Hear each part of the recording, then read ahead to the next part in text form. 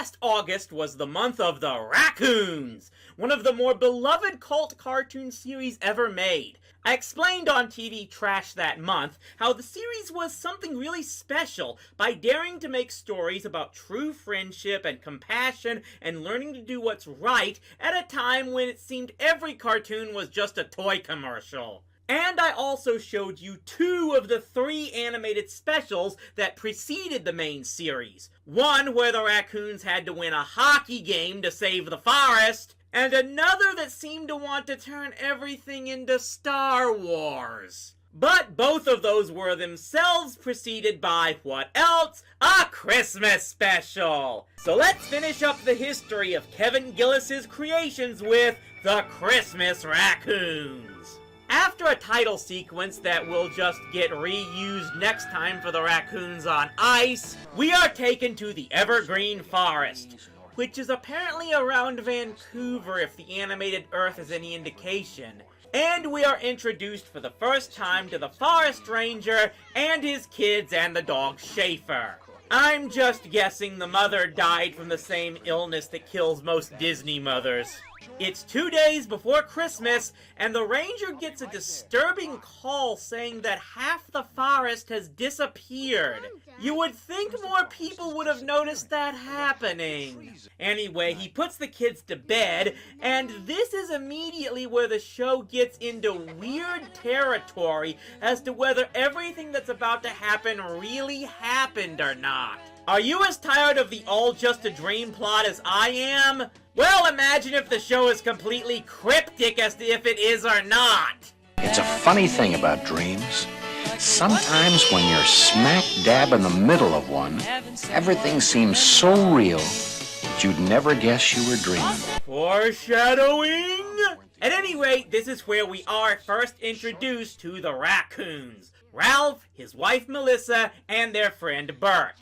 And it's here that we first see shades of what their personalities would be.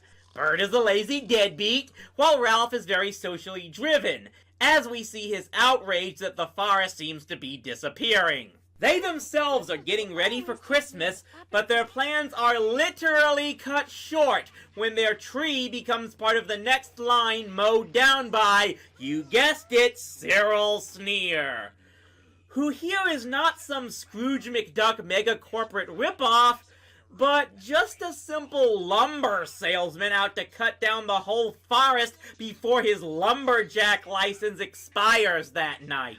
This is much to the chagrin of his son Cedric, who warns him they've already surpassed the limit they are allowed by law. Yeah, make your own jokes about greedy businessmen versus the enlightened college student.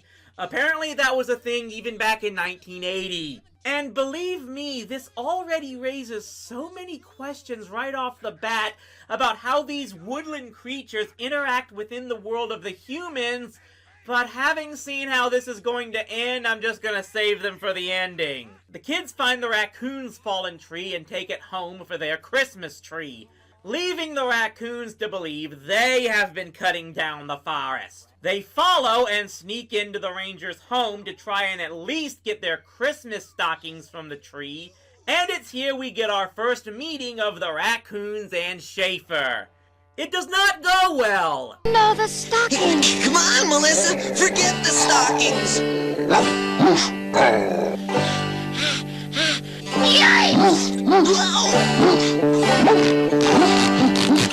Schaefer chases the raccoons all the way into the forest and won't give up because he must have some Wile E. Coyote in him, until they all end up at Cyril's logging hut, where now all of them discover who is really behind all the tree felling. Beat it up! This isn't a garden party! I want to see some sweat! Schaefer and the raccoons all make up and start thinking up a plan to stop Cyril. So what does their crafty, ingenious scheme involve? Big ball of violence! Yep, people, one thing's cartoons back then taught us, it's that all your problems can be solved by beating the crap out of someone. Wait. Call me, you oversized shagrug! What have we done to you? Anyway, we get the inevitable lecture of environmentalism that at least isn't quite on the Captain Planet level of preachy, and the raccoons tell Cyril he can make just as much money replanting the trees. Not sure if that's really true, but hey, it works! You can expect an annual growth of 17.4%. You know, I could consider doing some replanting. But those seedlings are gonna cost me money. I'll do it. But this still leaves the raccoons with the problem that they don't have a home, even as Schaefer takes them back to the lodge. Because, of course, even if the kids knew of the raccoons' existence, there's no way their dad would allow in a bunch of dirty animals that sift through garbage. Except, wait, the kids actually do see the raccoons? And they call up the ranger who agrees to help them find a new home? So, these two worlds actually do interact with one another? Did the Forest Commission actually give a logging license to an aardvark? Is the kids own a home built from logs they bought from Cyril Sneer? Did they even know it was from Cyril when they bought it? Are there actually stockbrokers in this world that are bears? You see what I mean about all the questions? And then we never get these answers because it turns out it was all a dream, because the kids wake up and see they never had the tree to begin with. But then the ranger says the trees have stopped disappearing and someone started replanting saplings that are actually near the size of full-grown trees, including a new home for the raccoons. So, what was a dream and what wasn't here? What? What is reality? This special was just weird and a bit unfocused, if you ask me. Having seen the cartoons that came afterward, this one just seems very raw in establishing the main characters and the setting that would become more polished as future cartoons went on. And the main conflict itself wasn't that connected to Christmas anyway. Well, at least Izna's trying to make discovering the true spirit of Christmas the theme of it or whatever. So it kinda makes this the Die Hard of Christmas specials. Still, I will say this. This special was pretty bold.